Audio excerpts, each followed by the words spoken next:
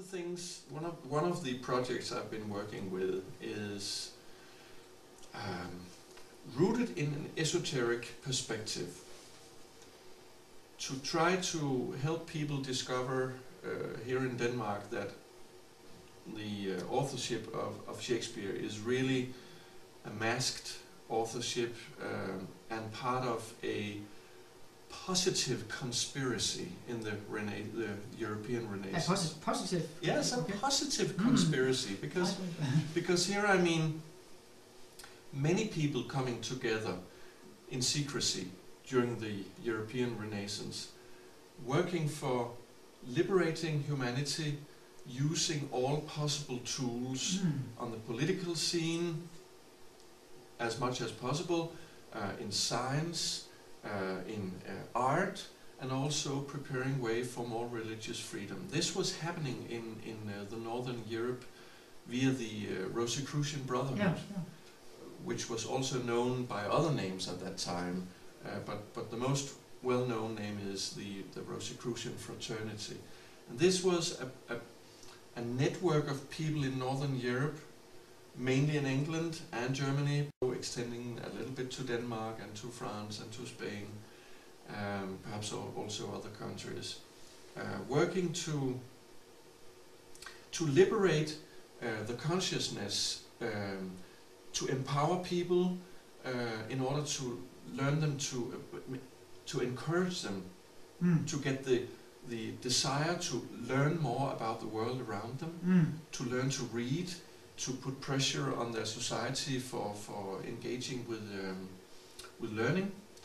And a very important key factor in all this was to use the theater as an educational scene, not just for entertainment, but to create out of genius. And it was not just one consciousness behind it, it was a group effort, but in my clear view, Sir Francis Bacon was the master genius behind the Shakespeare plays, but he was not alone. They were a band of poets working secretly together, and they created the most played theatre plays ever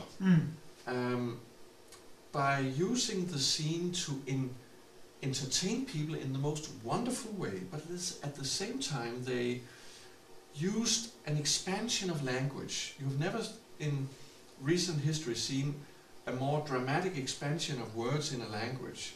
It was exploding with new words, and the Shakespeare plays is the most fantastic place to see it. And in this entertainment, you had history of England, you had learning how customs and cultures work, how people interact.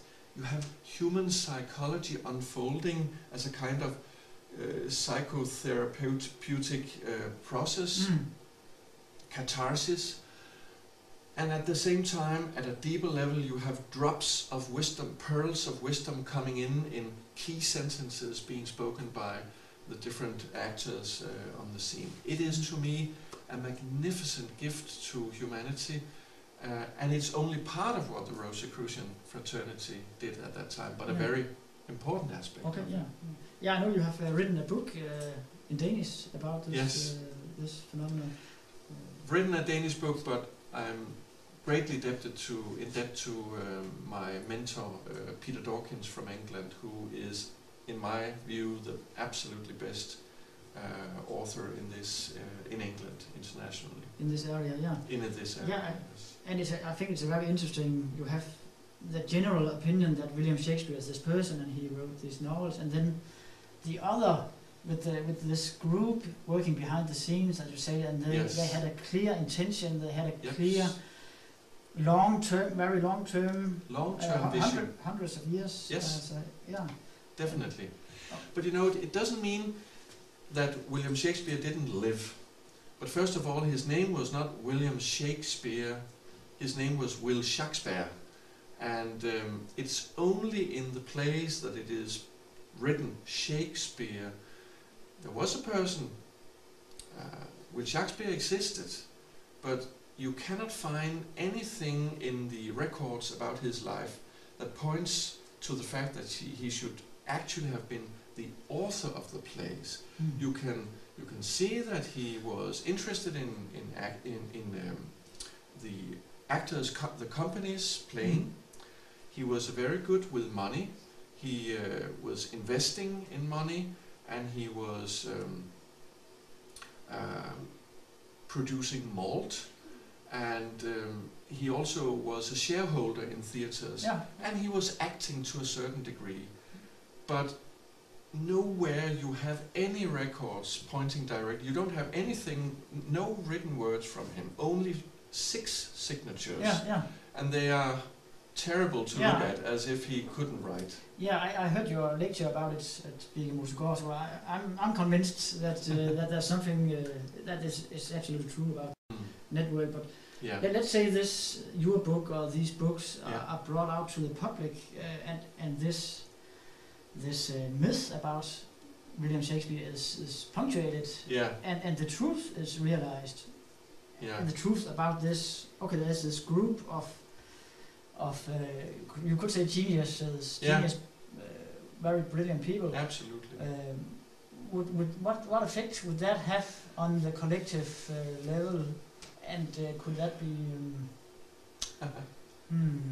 As it's a leading question. But no, it's a wonderful question, because first of all, you have to break the barrier of very, very heavy dogmatic perceptions about what the truth was. And you have a powerful opposition from the establishment against this. And the first point is, it is strange how powerful the opposition is. You should say, okay. It's like there's something more at stake here. Exactly. So, but I think that this could be a tremendous chance for many people to see that wonderful, well-organized and well-intentioned people have been doing things for our culture in our area of the world. Not that far away, not that long ago. I think the message of courage, spiritual vision, and creative genius with a big, big heart is a wonderful, uplifting message. And if you ask me, it would enhance tourism in England. Because I can see that. Not only in England, because now you could have both people going to Stratford-upon-Avon to see the guy who had an arrangement with some people to let his name be used. But you will also have people coming to St. Albans, where Francis Bacon lived, and discovering the new history, but also people going to places in Germany, seeing, wow, the treasure trail is opening up. So more light, more tourism, with more light. Thank you. Thank you, my pleasure.